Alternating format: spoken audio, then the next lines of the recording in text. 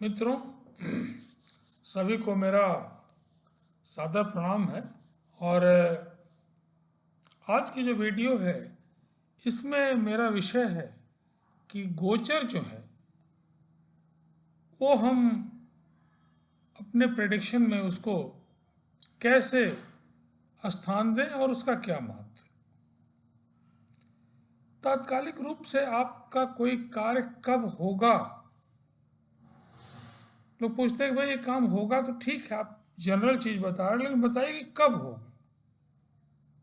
ये क्वेश्चन काफ़ी टफ है कि आप टाइम बाउंड करिए कि कब हो सकता है। मुझे लगता है उसमें गोचर का भी अपना रोल है।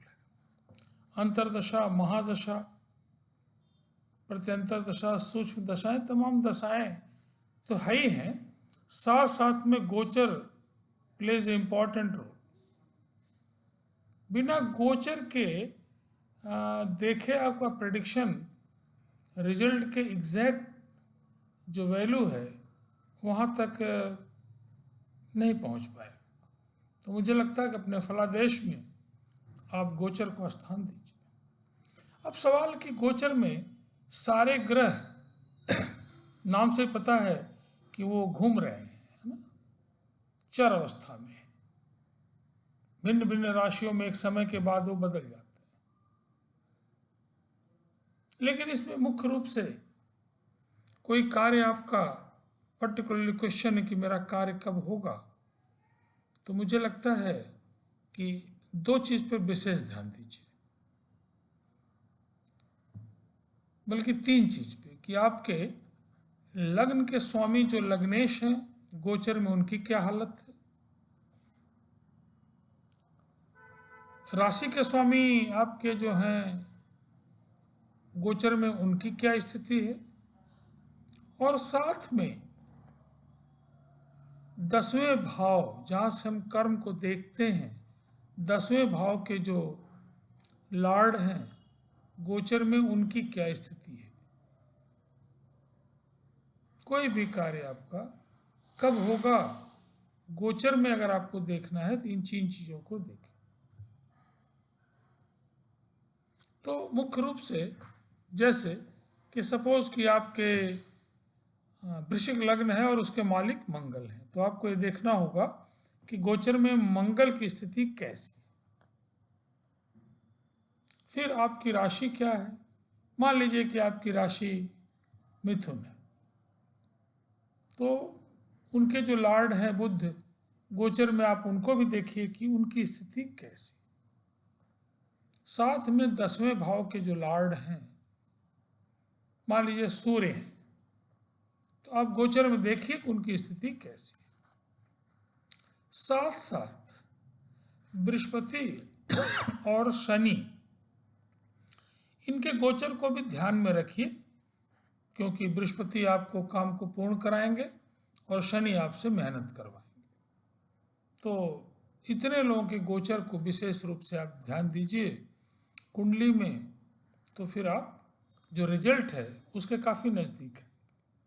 साथ साथ और क्या क्या देखें, महादशा देखें आप, महादशा के साथ साथ अंतरदशा देखें, और अंतर के साथ भी महीने के लिए आप प्रत्यंतर और सूक्ष्म दशाओं पर भी जाएं। साथ में इसको और अच्छा करने के लिए अष्टांग वर्ग को भी देखिए, ग्रहों की पावर को भी थोड़ा देखिए। प्रेडिक्शन करने के पहले आप तमाम चीज़ों को देख के और फिर उसको कंक्लूड करिए,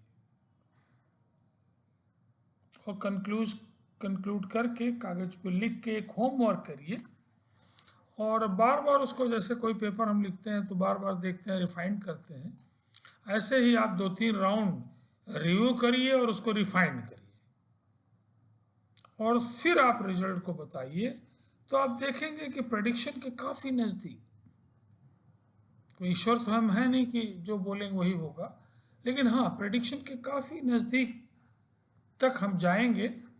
और ये रिसर्च का विषय है, और अपने जिनके लिए आप देख रहे हैं उनके रिस्पांस की भी ज़रूरत, उनसे पूछ लीजिए कि जो मैं बता रहा हूँ ईयर वाइज क्या वो कितना सही है, और जितना ज़्यादा वो सही होता जाए, अगले जातक के लिए आप उसमें और रिफाइनमेंट और चीज़ों को जोड़िए, अपनी नॉलेज को और करिए। It is a learning process. तो आप देखेंगे कि कुछ दिनों के अंदर जो प्रेडिक्शन आपका है सटीक होने लगेगा। It takes time, no doubt. It is not a job of few hours. It is not a job of beginners for a few days. You want a lot of data. A lot of data से जब आप गुजरेंगे, analyse करेंगे, then you can predict. It is just a job of practice also. Knowledge plus practice gives you better results. अब जो मेरा विषय था आज कि गोचर को स्थान हम कैसे दें, तो गोचर में किन किन चीज़ों को हम देखें मैंने आपको बताया है।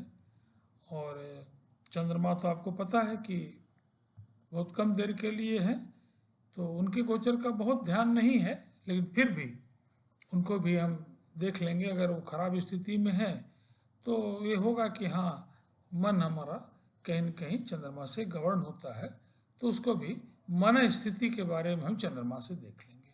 बाकी हमारा काम कब होगा उसके लिए बाकी जो मैं चीज़ बता रहा हूँ, किन के गोचर्स पे हम ध्यान देंगे, उनको हम देखेंगे। साथ साथ लग्न कुंडली में जो ग्रह हैं जिनके गोचर हो रहे हैं, उनकी हमारी लग्न कुंडली में पोजीशन कैसी है, वो कैसे हैं, पावरफुल हैं या कमज़ोर हैं, ये भी हम देखेंगे। तो इन सारी चीज़ों को कंसीडर करते हुए then you give the result after homework.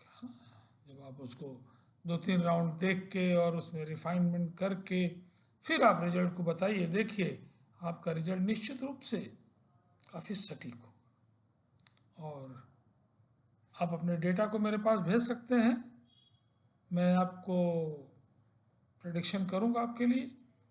क्या क्या भेजना है आपको? Date of birth, time of birth, clearly AM और PM, and the place of birth, district level and name.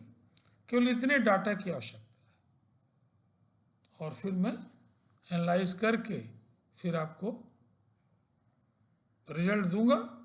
And then you जज कि पिछले दिनों में, बीते सालों में क्या हुआ है आपके साथ। इससे आपको अंदाज लगेगा कि एनालाइज जो हुआ है वो कितना सटीक जा रहा है। तो बहुत बहुत आप सभी लोगों को मेरा धन्यवाद है सुनने के लिए। और बार बार एक ही गुजारिश है कि इसको ज़्यादा से ज़्यादा सब्सक्राइब करें, शेयर करें, लोगों में बताएं। एक बड़ी गुरुदक्षिणा आपकी मेरे लिए है। और इन्हीं शब्दों के साथ पुनः इस छोटी सी वीडियो को मैं विराम दे रहा हूँ, और फिर हम लोग अगले दिन और विस्तृत गोचर में फिर से और बातें बताएंगे आपको। धन्यवाद।